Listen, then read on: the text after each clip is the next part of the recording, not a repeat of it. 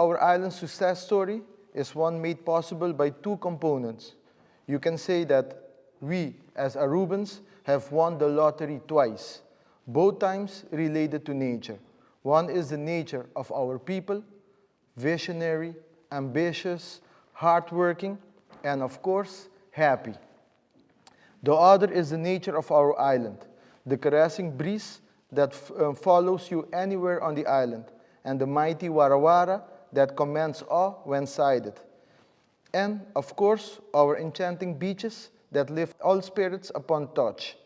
These components are mutually interdependent in our success story, and both have attributed to the development of our island as we see it today.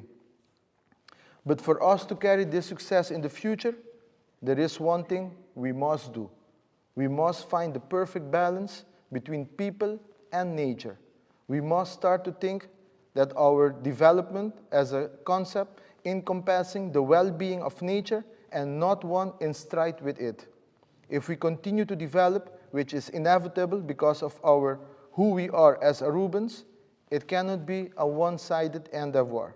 When we further develop, the well-being of our nature must develop as well. This third component to the longevity of our success is not a matter of luck anymore.